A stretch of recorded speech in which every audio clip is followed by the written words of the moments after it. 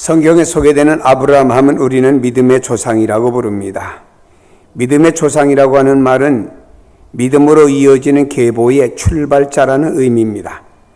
앞으로 펼쳐지는 믿음의 역사의 출발자라는 의미는 대단히 중요한 것이죠. 다시 말하면 아브라함은 믿음의 역사에서 첫 모델과 같은 사람입니다. 믿음의 후손들은 이 모델을 바라보면서 믿음의 길을 걸어갈 것이기 때문입니다. 이런 의미에서 아브라함의 생애는 본받아야 될 믿음의 샘플이다.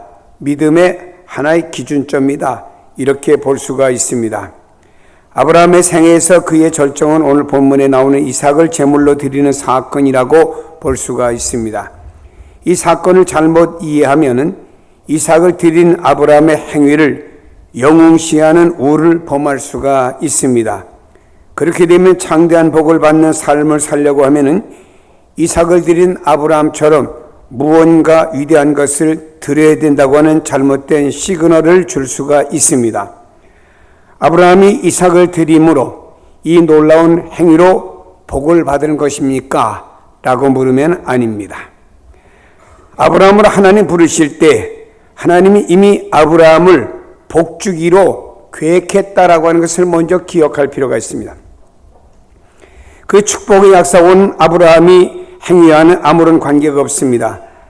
하나님의 약속에 응답하는 믿음을 보시고 주신 것입니다.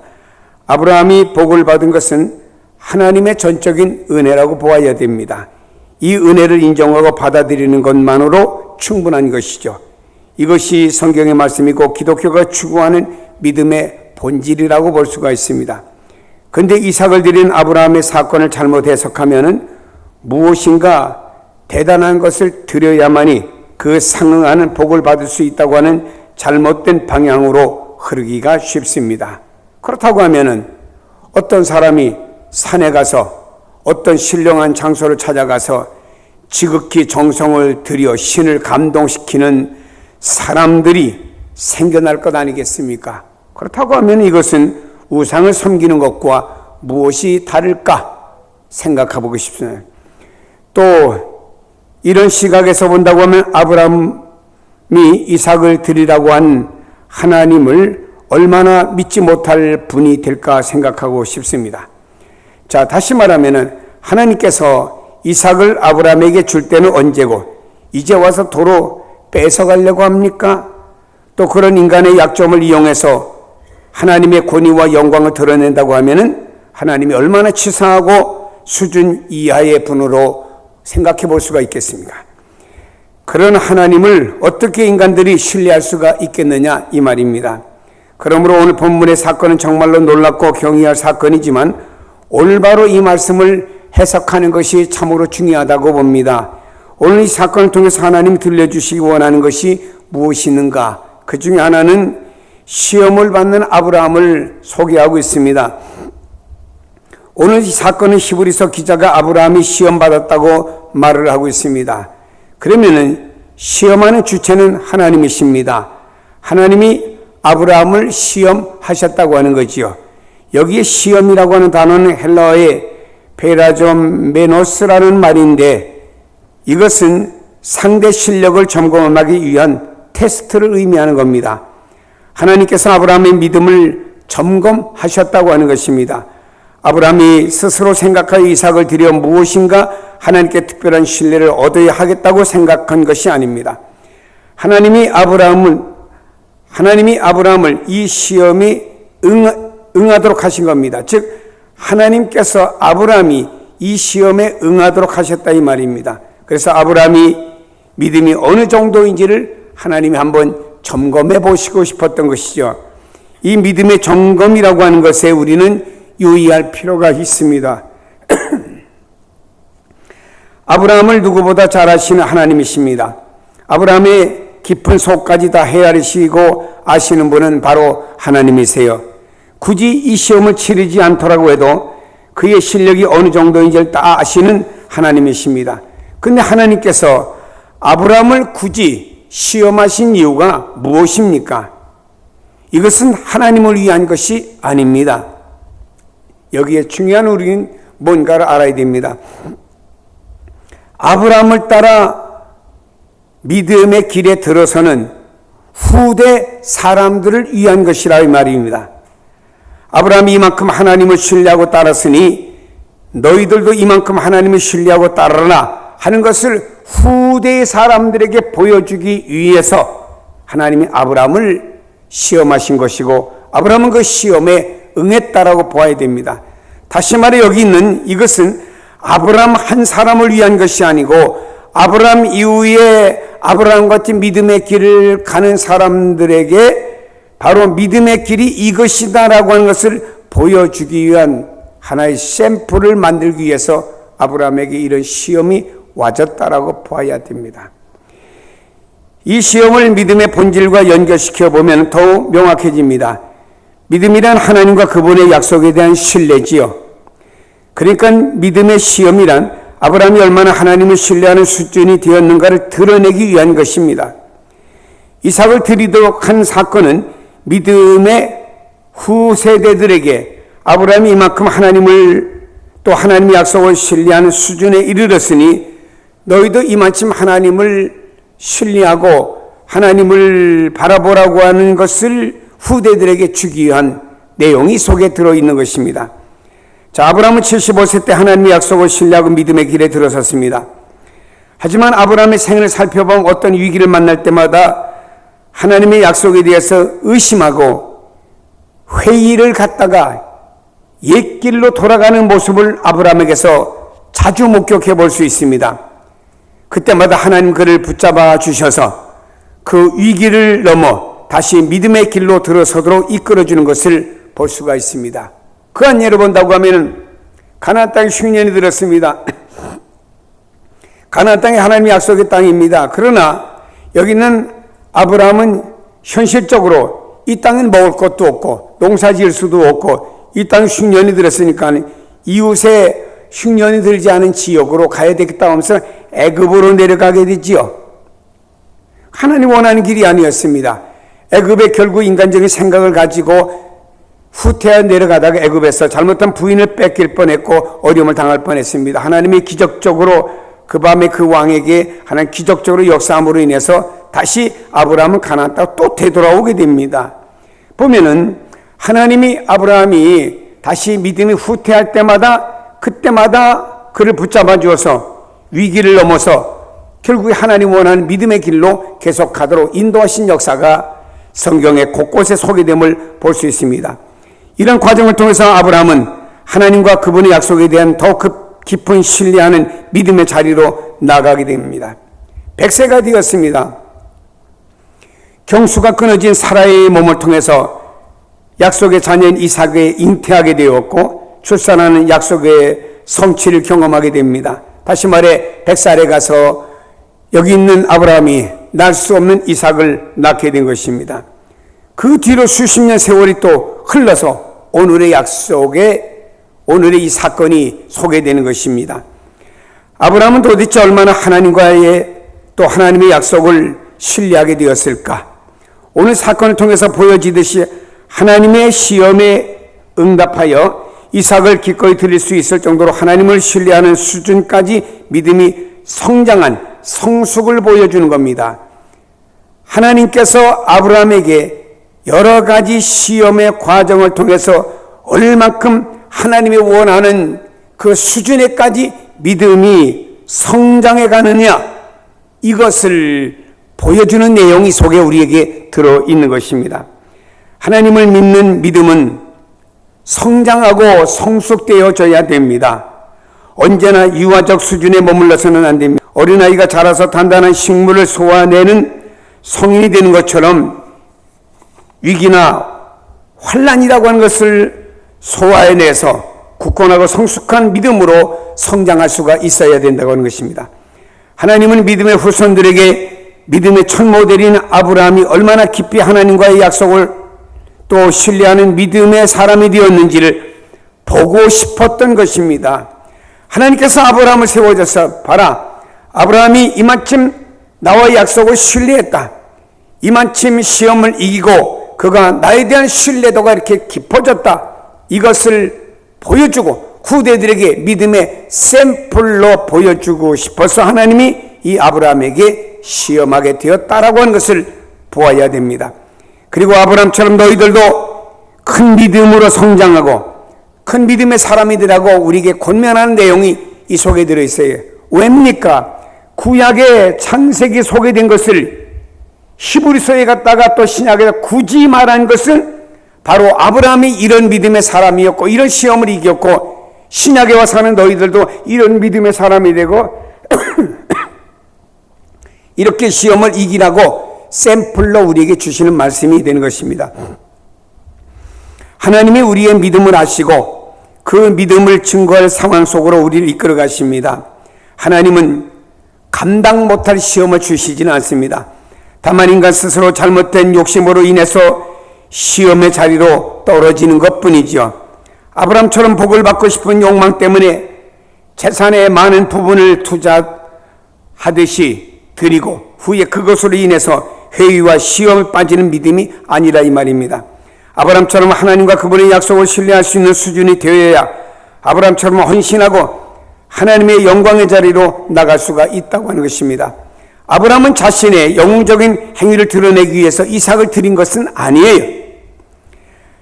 아브라함의 믿음을 아신 하나님께서 이끄시는 시험에 응한 것뿐이라 이 말입니다. 그것이 이삭을 드리는 행위로 나타난 것입니다. 우리는 스스로의 믿음을 스스로 나타낼 수가 없습니다.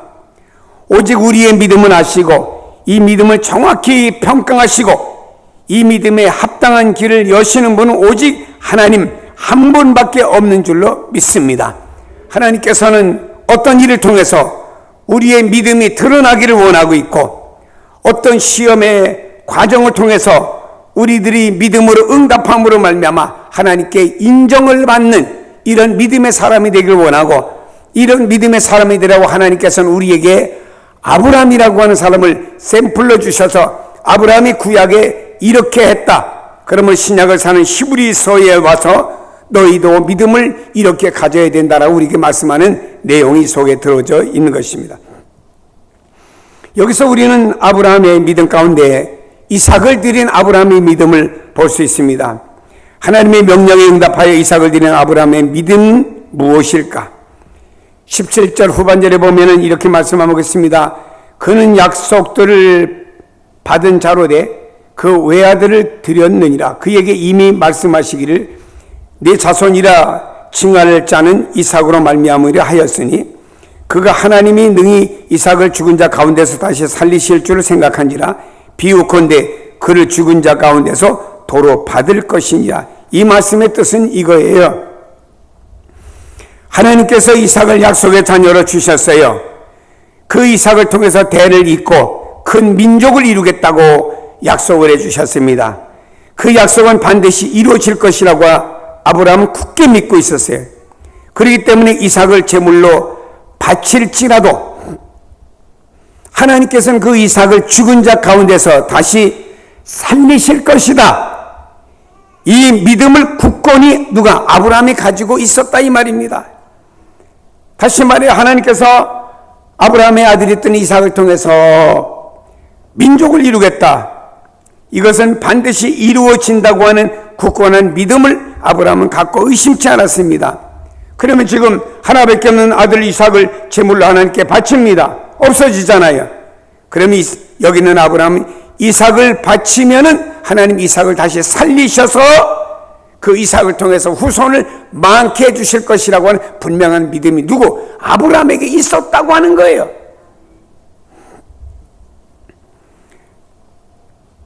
결국 이삭은 죽은 자 가운데 도로 받은 셈이 되지 않았어요. 그가 죽지는 않았지만 죽은 자 가운데 도로 받은 셈이 되었다 이 말입니다. 여기 말씀해 보면은 비유컨대 그를 죽은 자 가운데서 도로 받은 것이니라. 이 19절의 말씀을 다르게 번역하면 이런 말씀이 됩니다. 이를테면 죽었던 이삭을 되찾은 셈이 되었습니다 라고 번역할 수가 있습니다. 이 믿음은 어떤 상황이나 논리에 근거한 믿음이 아닙니다.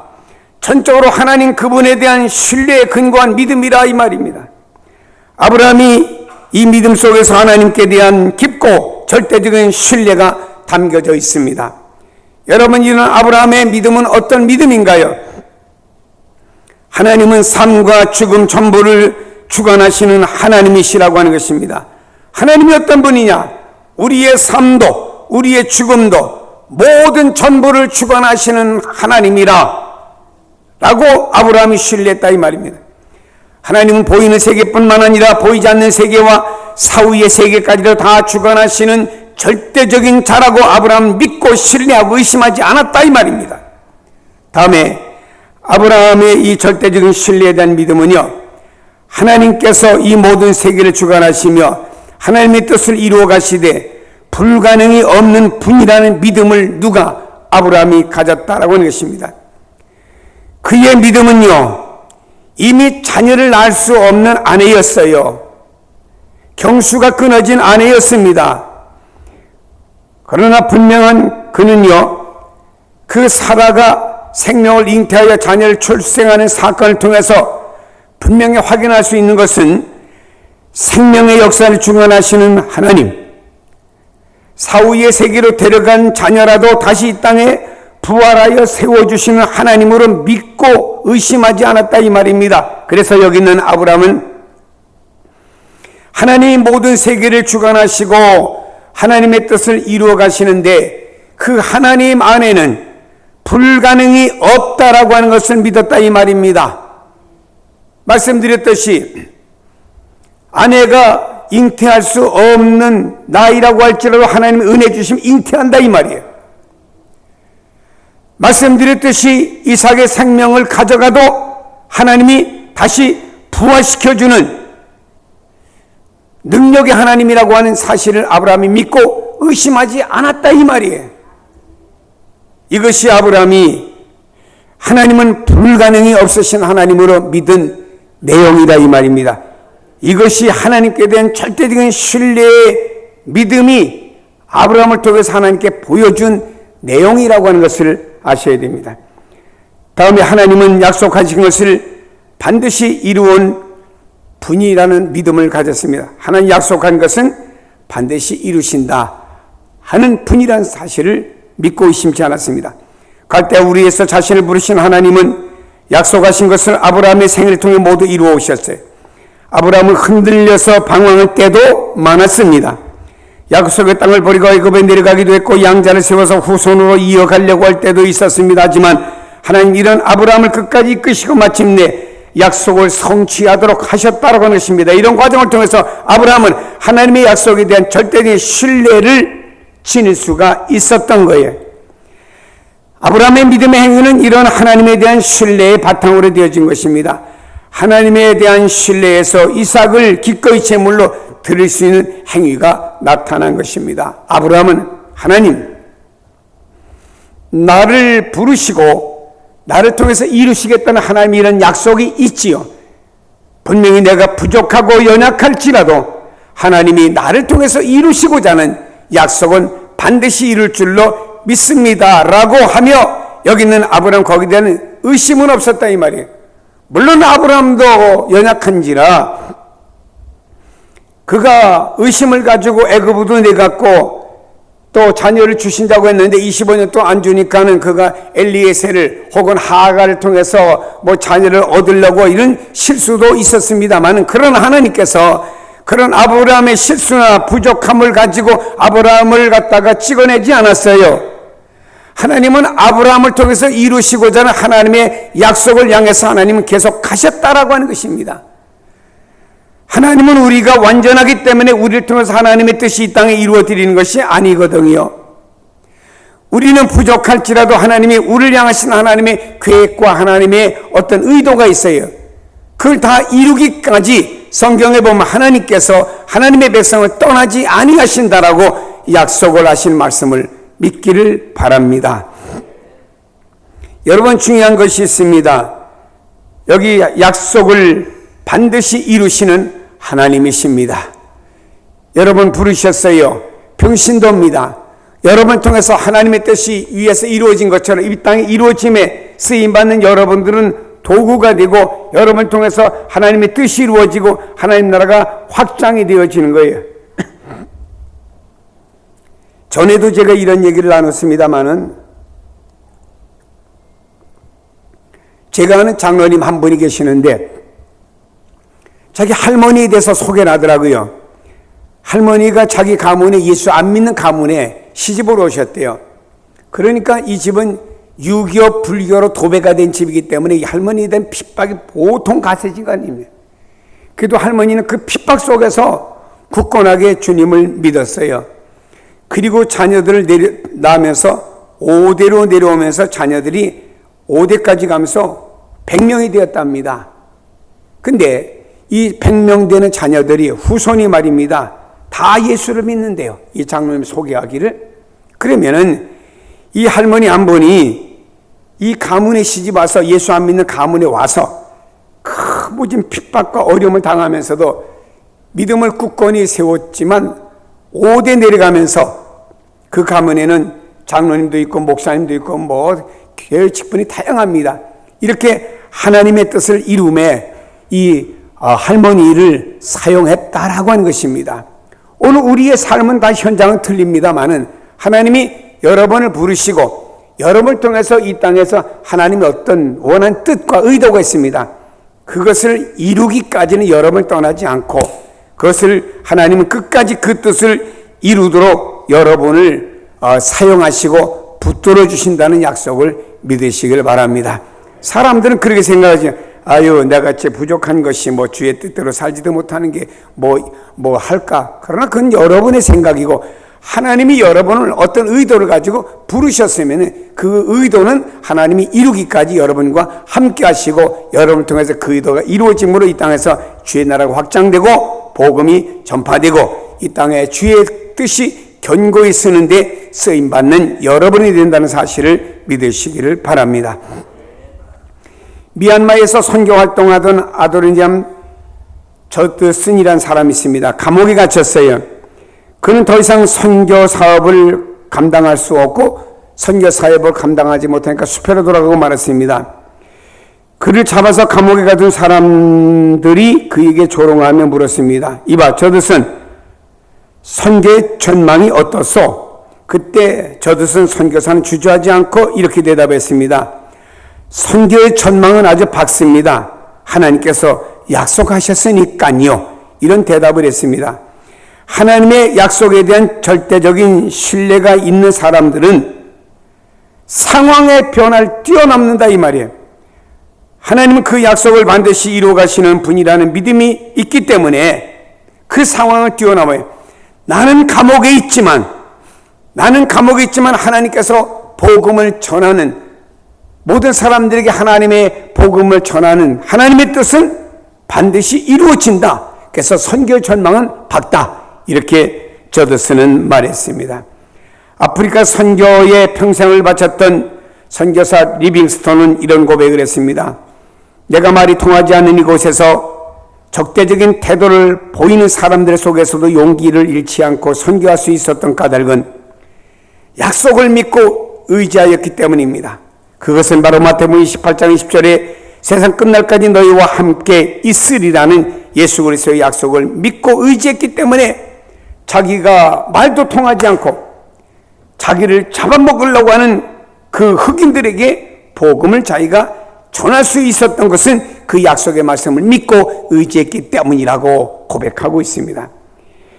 믿는 자들의 행위는 그들이 지닌 하나님에 대한 신뢰를 보여주는 바로미터가 됩니다.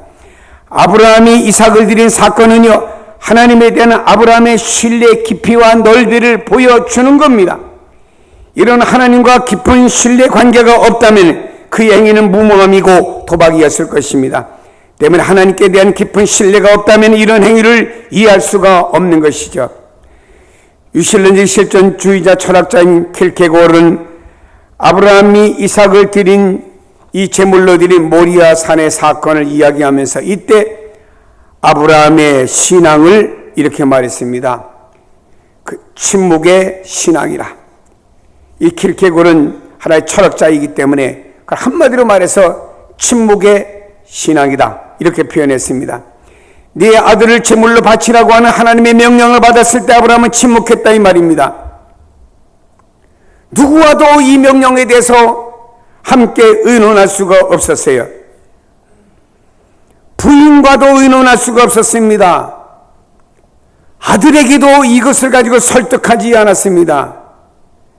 왜냐하면 만일에 아브라함은 하나님으로부터 이 명령을 받았는데 아내가 아들이 아브라함과 같은 믿음을 가지지 못했다라고 하면은 아들이 어떻게 할까요?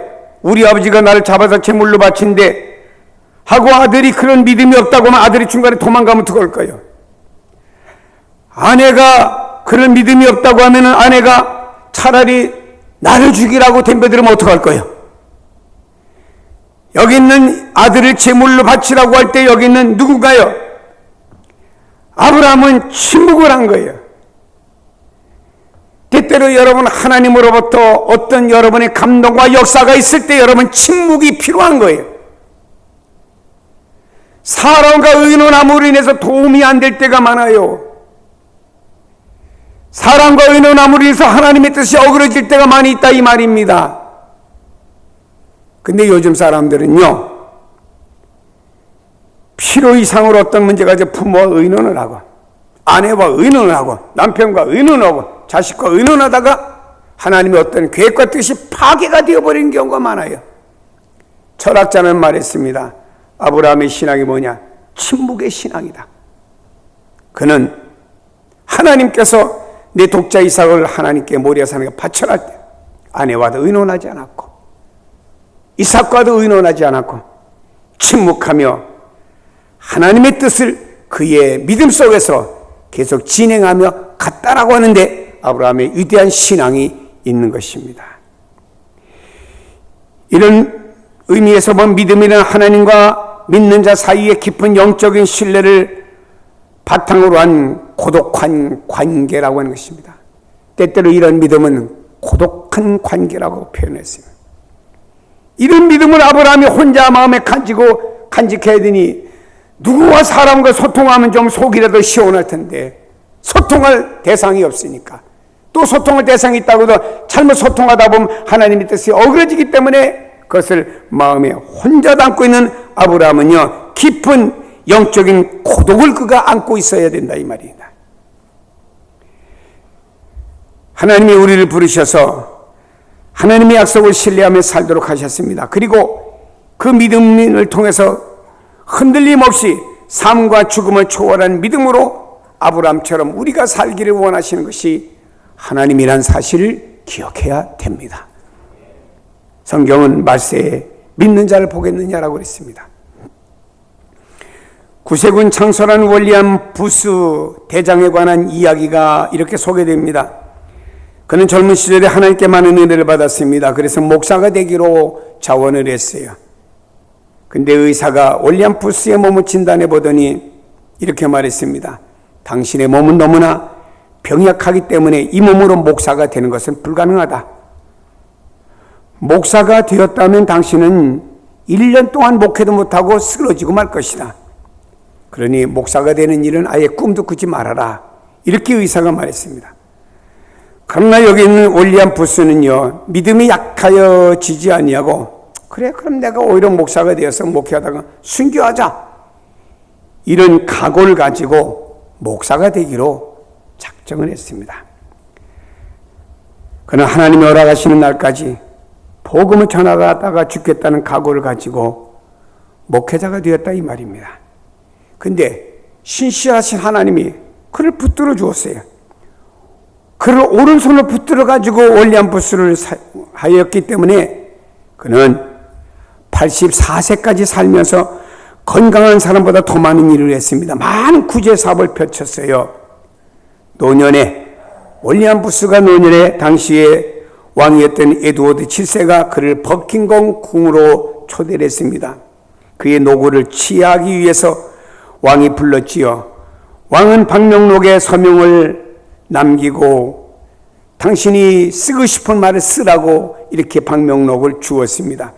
월리암 부스가 방명록에다가 이런 말을 썼어요. 유명한 이야기입니다. 어떤 사람의 야망은 예술입니다. 어떤 사람의 야망은 명성입니다. 어떤 사람의 야망은 황금입니다. 그러나 나의 야망은 오직 한 가지, 사람의 영혼 구원입니다. 이 말을 방명록에 써놨습니다.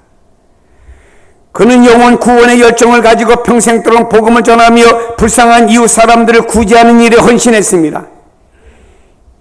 그랬더니 신실하신 하나님이 그와 함께하여 주셔서 1년밖에 못 살겠다고 하는 사람이 84세까지 하면서 복음을 전하는 사람이 돼도 하나님 그를 붙들어 주었다라고 하는 것입니다. 건강한 사람보다 더 많은 일을 할 수가 있었다라고 하는 것입니다. 그는 말년에 가서 이런 말을 남겼어요. 젊었던 시절에 저는 목사가 되기를 원했습니다. 그때 제 몸을 진단했던 의사가 나를 버렸습니다. 그래서 나도 그때 의사를 버리기로 했습니다. 나는 믿음이 약하여지지 않았습니다. 그때부터 나는 신실하신 하나님, 전능하신 하나님만 바라보면서 하나님만을 믿고 의지하기로 결심을 굳혔습니다. 약하여지지 않는 그 믿음이 지금까지 나를 지켜주었습니다 라고 고백을 한 거예요. 믿음의 사람들은 시간이 지나면 점점점 하나님과 깊은 신뢰의 관계를 통해서 믿음의 깊이와 넓이가 더해져야 된다라고 하는 것입니다. 그래서 마침내 하나님의 시험에 기꺼이 이삭을 제물로 드린 아브라함처럼 삶과 죽음을 초월하고 담대하여 하나님을 믿는 사람으로서 하나님께 영광을 돌리고 쓰임받는 성도가 되어져야 된다라고 하는 것입니다.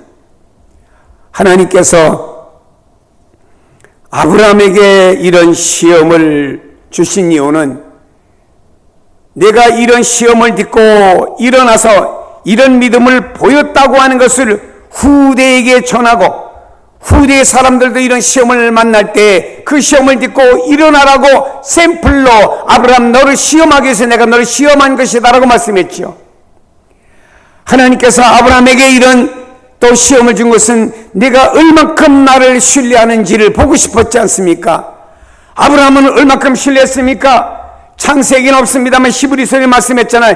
이 이삭을 내가 죽어서 하나님께 드리면은 하나님이 이삭을 살려서라도 이삭을 통해서 민족을 삼는다고 하는 그런 확실한 믿음 가운데서 흔들리지 않았던 것이 아브라함의 믿음이었다 이 말이에요. 하나님은 우리가 이런 믿음으로 나가기를 원하는 거예요. 현대인들의 믿음은 너무나 합리적이고 자기 중심적이고 하나님이 나를 부르셔서 그 하나님은 어떤 분인가요? 전지전능하신 하나님이고 그 하나님이 나를 부르셔갖고 나를 통해서 하나님이 어떤 계획과 뜻, 의도 있습니다. 그걸 이루기를 원하고 있어요. 그것을 보세요.